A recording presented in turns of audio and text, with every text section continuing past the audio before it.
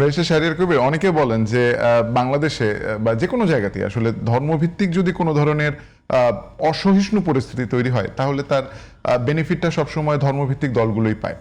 এবং বাংলাদেশেও আসলে যদি হিন্দু মুসলিম বা এ ধরনের কোনো একটা বিভেদ তৈরি করা যায় তাহলে সেটার সুবিধাটা জামাত বা ধর্মভিত্তিক দল যারা আছেন তারা পাবেন, এটি অনেকে মনে করেন। আপনিও কি মনে করেন যে এইরকম একটা পরিস্থিতি তৈরি করা হচ্ছে যাতে একদিকে একটা সরকার খুবই কম সময় তাদের, এবং যে পরিস্থিতির মধ্য থেকে এই সরকার এসছে এবং তাদের ঘাড়ে আসলে যতগুলো দায়িত্ব এবং বোঝা আছে সেগুলো সামলানোর মধ্যে যদি এক ধরনের ধর্মীয় উস্কানি তৈরি করা যায় বা অস্থিরতা তৈরি করা যায়, সেটার সুফল আসলে তৃতীয় পক্ষ কেউ নিয়ে যেতে পারে, এমন কোনো কিছু?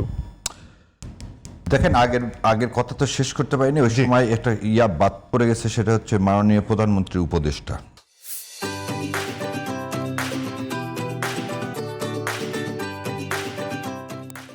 মাননীয় প্রধানমন্ত্রীর উপদেষ্টাগুলি নাটকগুলো করতেছে বলেই আমাদের এই কথা বারবার বলতে হচ্ছে অনিবার্য বিপ্লব।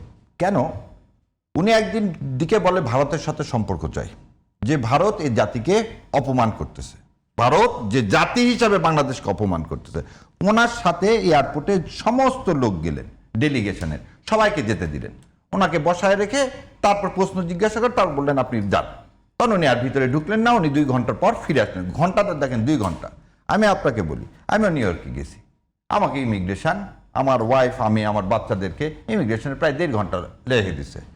তারপর আমাকে কি করছে, যাচ্ছে এখন আপনি সিল দিছে।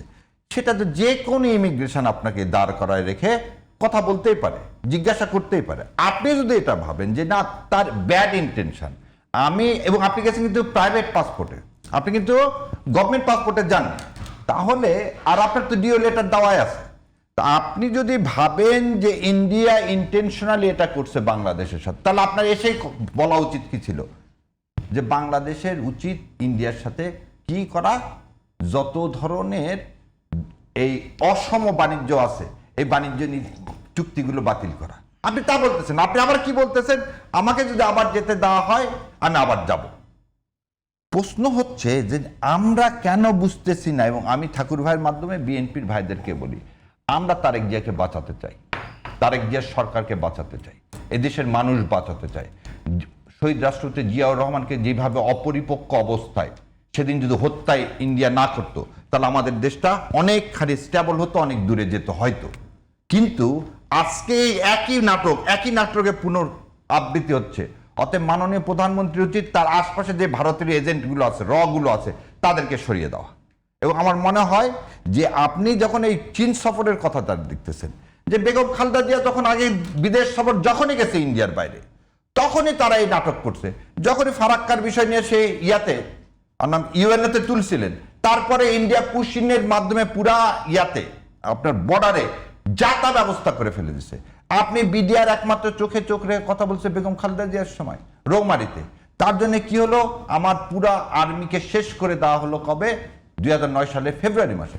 তার মানে ইন্ডিয়া আপনার দেশে ভিতরে একটা সার্বভৌম দেশ যদি আমি হই, যারা কানে তালা দিয়ে নেয় তারা শোনেন, আপনারা যা দাবি করেন বাংলাদেশ যদি স্বাধীন সার্বভৌম হয় তাহলে এই দেশের ইন্টারনাল অ্যাফেয়ার্সে কেন আপনি এই লোকগুলোকে নামা দেন?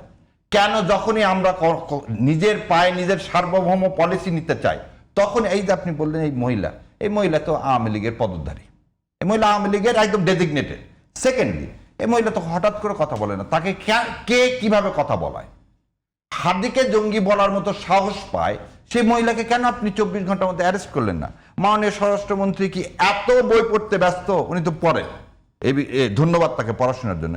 কিন্তু রাষ্ট্রের সার্বভৌমত্ব তো চলে যাচ্ছে এই সনাতনী নামে, আপনি তার বিরুদ্ধে কোনো ব্যবস্থা নিচ্ছেন না কেন?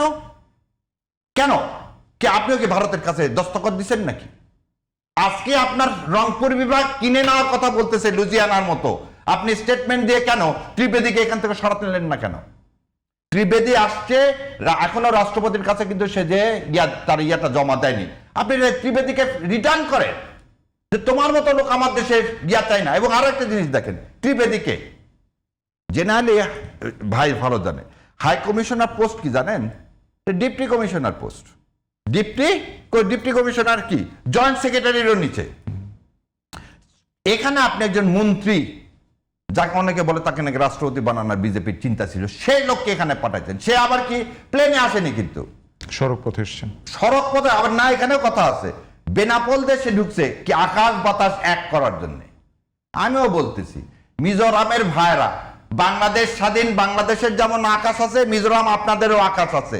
আপনারা একটা স্বাধীন দেশ জোর করে ইন্ডিয়া ধরে নিছেন, আপনারা আপনাদের স্বাধীনতা ঘোষণা করেন, আমরা আপনাদেরকে স্বাগত জানাবো। নাগাল্যান্ডের ভাইরা স্বাধীনতা ঘোষণা করেন, আমরা আপনাকে কি জানাবো? স্বাগত জানাবো, স্বীকৃতি দিব। আপনারা কেন 120 কোটি লোক, মানে ভারতে 120 কোটি লোক না, ভারতের অর্ধেক হচ্ছে দখল করা, ভারতের অর্ধেক হচ্ছে দখল করা, নির্যাতিত মানুষ, নিপীড়িত মানুষ। আজকে এই যে সনাতনীর কথা বলে, কোথায় সনাতনী তো দলিত শ্রেণীর কথা বলে না? যে বামনরা এখনো ইন্ডিয়াতে কি তাদের ছায়া পড়লে, ঠাকুর ভাই যদি রং হয়ে আপনি কারেক্ট করে দেবেন, ছায়া পড়লে বলে যে আমাদেরকে আবার গোসল করতে হবে। সে দেশ কোন সাম্প্রদায়িক হতে পারে? এদেশে কোন দিন কোন হিন্দু কোন মুসলমান বলছে যে হিন্দুর সাথে হ্যান্ডশেক করছি আমার আর নামাজ হবে না? আপনারা সেই দেশের কথা বলেন, আপনারা দলিতের কথা বলেন, আপনাদেরকে এত ব্যবসা বাণিজ্য সব করেন, একটা টাকা এই দেশে রাখেন না। কই আমরা তো বলি না যে আপনারা এই দেশ ছেড়ে চলে যান। আপনাদের কিভাবে সাহস হয় বলার একটা 91% মুসলমান দেশের যে পলাশবাড়ি থেকে আপনারা চলে যায়, এটা বলার কিভাবে সাহস হয়? তারপর সে লোকগুলোকে আপনি অ্যারেস্ট করেন না। আপনি স্বরাষ্ট্রমন্ত্রীর কাজ কি? আপনি দেশ বিগিয়ে দিচ্ছেন। স্বরাষ্ট্রমন্ত্রী সাহেব এরপরে আর কি দেখবেন?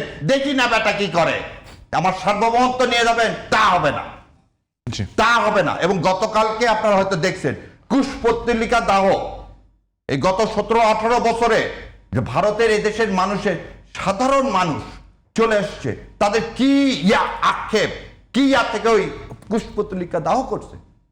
এদেশের মানুষ কোনদিন ভারতের আধিপত্য মেনে নিবে না। এই যে আপনি বললেন মাইনরিটি ধর্মভিত্তিক, ধর্মভিত্তিক না ভাই। আপনি একটা জিনিস, বিএনপি জামাত দুটার কি, জামাত ইসলামের দুইটাকে তো রাইটিস্ট বলে, বিএনপি কি রাইটিস্ট না বলে লেফটিস্ট বলে? কি বলতেছে ভারত যে রাইট উইং এর উত্থান, বিএনপি ক্ষমতায়, তাহলে বিএনপিকে কি তারা ইন্ডিকেট করতেছে? তাহলে আপনি রাইট রাইট বলতেছেন, মুসলমানকে আবার আপনি রাইট বানাইছেন। আরে ভাই আমরা রাইট, আমরা ওই ডান রাইট না, আমরা সবসময় রাইট, সঠিক পথে আমরা আছি।